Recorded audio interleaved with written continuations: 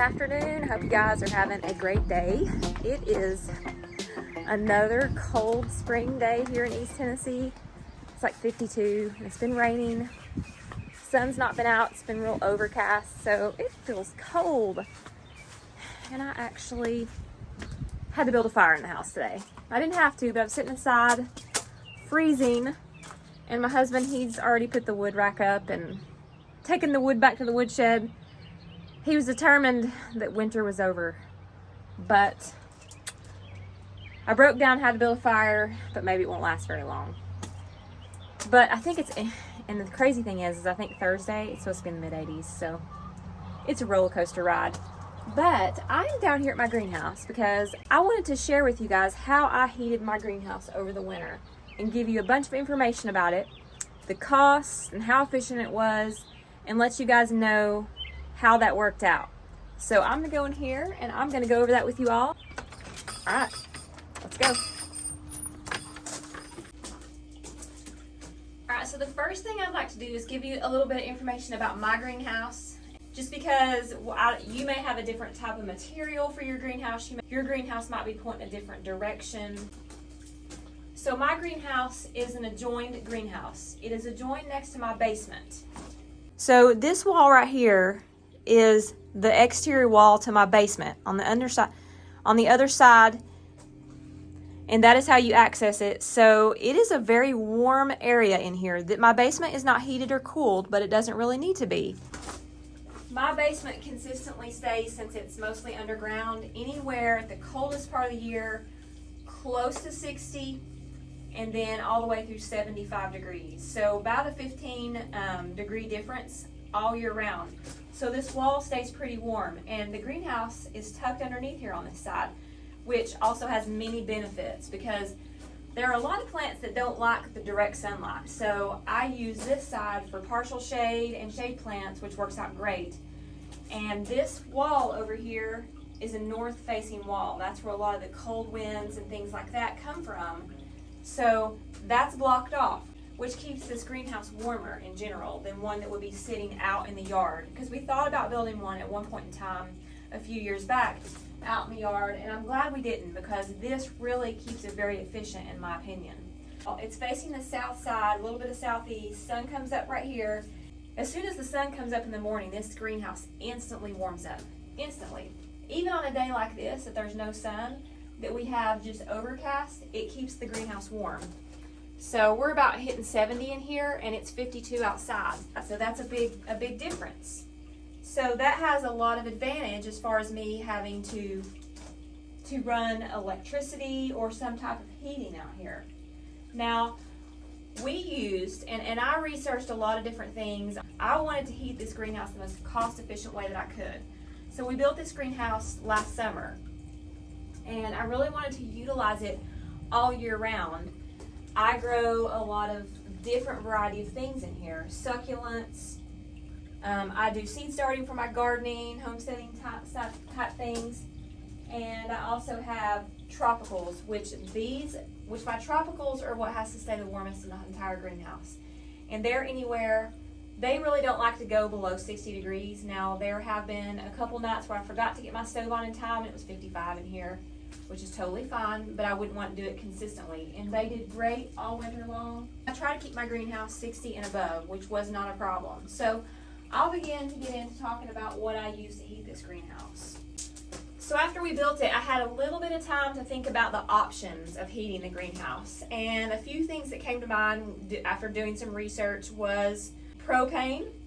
I thought about getting like a propane type heater that I could put in here. But the cost of propane was quite expensive after figuring up, and I wasn't sure how much I was going to need, this being my first year having the greenhouse, but it still came up to quite a bit to have the propane filled. I could either go take tanks and keep refilling them, but I know a lot of people that were doing that were having to do quite a bit, so the next option was having somebody come in and bury a tank, which that was also quite a bit of fee to buy the tank. Have somebody come out, refill it, and then the cost of propane fluctuating. So I kind of toyed with that idea, and then I also looked at electric, and then we would have to have a different type of breaker in here to run the electric, I think like 220, because most of the other type of heaters that I could put in here were probably the highest they would get will be like 1500 watts. And I'm not really sure that would bring up the temperature quite as much as, definitely probably not as much as like propane or stove. And the cost just seemed quite a bit. So I wasn't really wanting to do that if there was other options.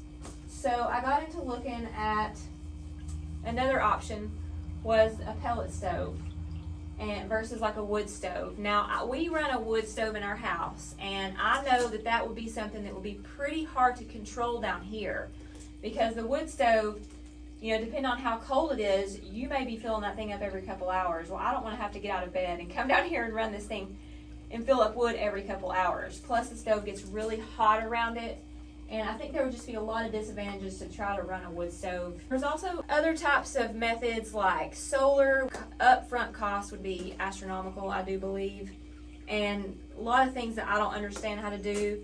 And then there's also other methods. People will say, like, you know, put black barrels of water and things like that. And of course I think those things would probably help, but they would not keep my greenhouse as warm as I needed it to be.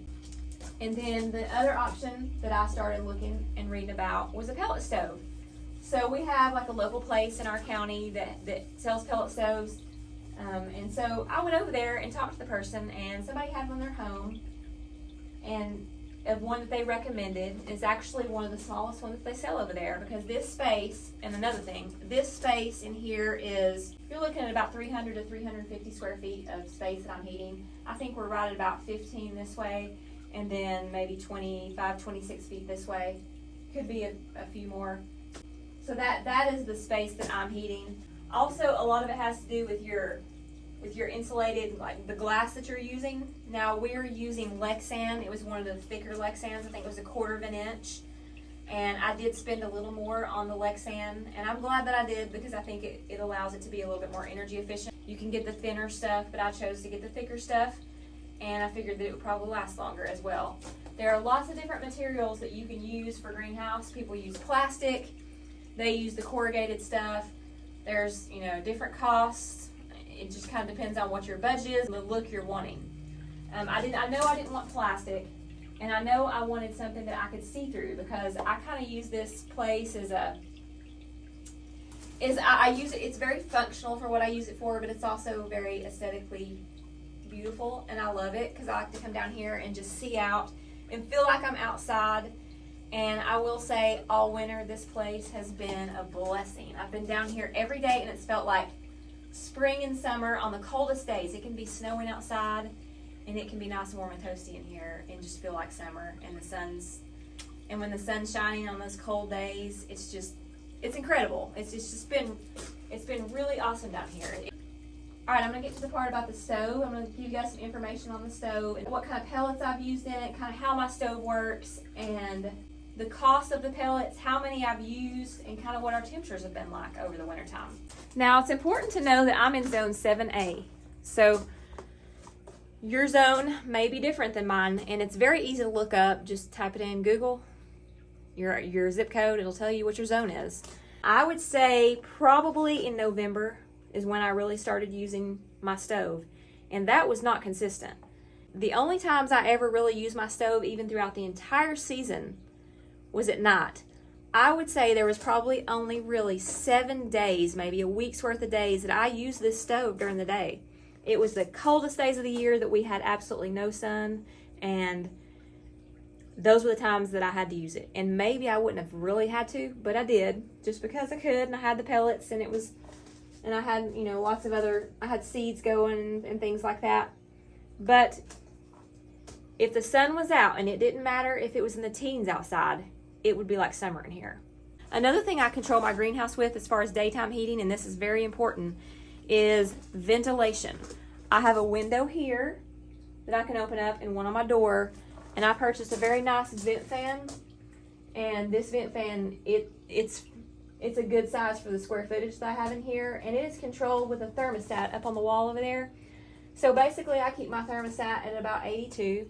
That's what I wanted to keep it at. So in the morning when the sun comes up, this greenhouse could be 100 degrees, even if it's 20s outside. So basically what it would do is pull that cold winter air through here, and it would pull it in until this greenhouse reached the temperature on the thermostat, so 82. So I kept it in the 80s most of the winter. So like I said, coming down here in the 80s when it's in the 20s outside, 30s outside, 40s, it felt good. It felt good for my soul. It was great. So ventilation, a vent fan, I think is very important in controlling your temperatures during the day. And if the temperatures warmed up during the day and you had a nice sunny day, then this greenhouse would retain heat. It really wouldn't need the stove until right before I go to bed at night. You know, sometimes 9, 10 o'clock, it would be fine, because this gravel would retain heat and things in here would retain heat. It was quite warm and toasty. I have an Englander 25 PVDC. Kind of looks like this inside. It's got like an auger inside of it. So this is called the hopper, and this is where you put the pellets. I purchased these pellets from Tractor Supply, and they were $4.99 for a 40-pound bag. And they feed down here and come out this little tray right here. And it keeps just like a little fire right there. And this thing warms up really good. Now my stove has a thermostat on it. Basically it has different settings, 1 through 9, on the heat range and the blower speed. And I really never had to put this stove past the middle range. I think the highest level we kept it at was on 6. And that was the coldest part of the winter. And our winter here,